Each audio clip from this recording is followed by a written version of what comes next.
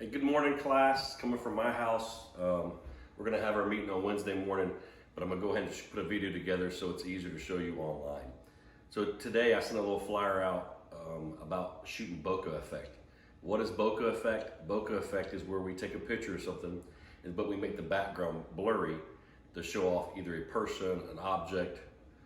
It's commonly used in portraits, and it's also commonly used for like product advertising or just showing off something cool. Some of you may know how to do this already, but some of you may not. I'm gonna teach you how to do it with using a manual set camera. And I'll also tell you, so you can shoot like portrait mode on your iPhone. A lot of people used to just flip it over to portrait, shoot a picture of a person, and it makes like a cool little bokeh effect. The problem with that, most iPhones, when I try to do iPhones, shoot an object is harder because it wants to focus on a person. So you can do this off a manual set camera. It's a lot easier to do with objects, things you're advertising, and so forth. So to show you how to do that, today I'm going to set my camera up into the modes and then show you what I'm shooting. Today I'm just going to use a coffee cup. I've actually used this before. There's a company, when I went and did a real estate photo shoot, hired me, and one of the things I did was show off their product to the customers. So how do I want to do that is I'm going to set up a cool little scenario. This is just at the house. It's easy to do. You take something like a coffee cup. This is a cabin company. Went over the cabin company, then a fireplace. So we'll use that as our prop today. I got the fireplace going, and we'll take a quick photo. For your photos on your camera settings, if you're shooting a manual camera, if it's a Sony or Nikon, you can shoot what we call A mode. So on top of your little dial, you're going to turn it to A. If you have a Canon, I believe there's another company, you shoot what they call AV. You'll find a little dial that says AV on the top. So flip your camera to that. We're going to shoot this at an ISO of 100 like we have in the past. Make sure my lens is clean. So I'm in aperture mode. I'm gonna make sure my ISO, I'm gonna bring it down to like 100 if I can. Hit that setting for that. And then the f-stop. We talked about that before. For landscape, we did f14. I wanna change that. I'm gonna go low as I can go. Every lens is different. Your camera lens may go down to the 3.4 or 2.8 or 1.8. For this, I'm gonna bring my f-stop all the way down to 2.8. So I'm just gonna roll all the way down, try to get as low as I can go. This camera's set at 4 because that's all I can do with this lens. Every lens is different, depending on what you pay for or what you got. So I'm gonna try to do this. Another thing you can do, so once the f-stop is set, go to as low as you can go, just don't go below 2.8. So if your camera goes below 2.8, stop at 2.8. And this is what this should do is when I focus this camera to shoot this picture of this mug, it should make the mug show up and it should make everything else in the background kind of get that bokeh effect. Another thing you can do is if you have a high-powered zoom lens, you can zoom all the way in closer and then focus on your object and take a picture, and that also helps. So we're gonna try doing both ways real fast.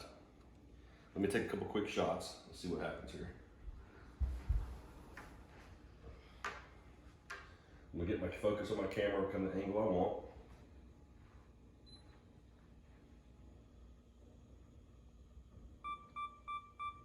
Apparently my timer's still on, so I take that off. That's from the last photo shoot we did here. Turn that timer off. Get my just single shooting mode.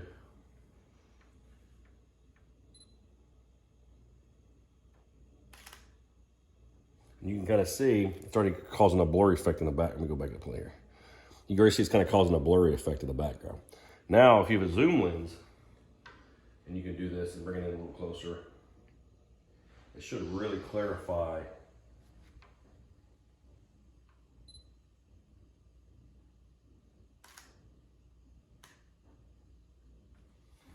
you can really see the difference. And I'll shoot a couple of those just to make sure I got a nice clean subject line of what I'm shooting. Then in editing, I can play with it even more.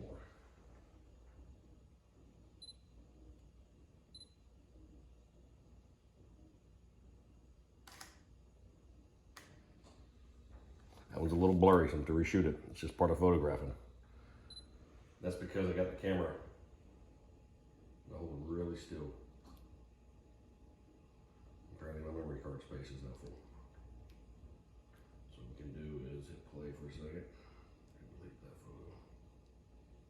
Can you use a tripod? You can use a tripod for this. Especially those tabletop tripods would be great for this. I can try to increase my shutter speed too. That'd probably help. That way I won't need to hold it quite as steady.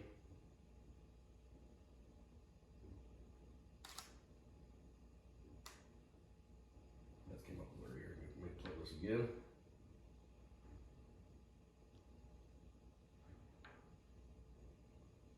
Get my f-stop down.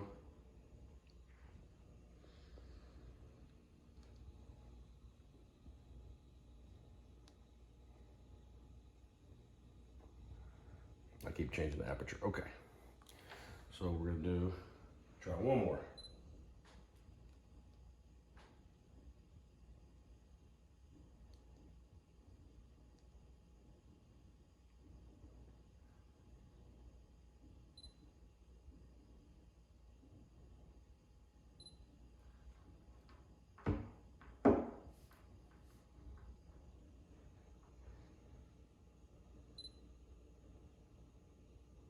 I'm just using the table as a rest. Much better. But the table let us get a cool rest. I'd probably play that even more in regular shooting. But I got a clear subject and then I have a really cool bokeh blurry effect on the background. And I'll upload these photos in the video at the very end, kind of show what we did today. Nothing crazy. If I was actually shooting this for a product shoot, I might would get a tripod out or put it somewhere steady, put the timer on, and shoot several of these photos over and over again to get the product that I want. I'd shoot different angles. We talked about prior classes, shoot different angles.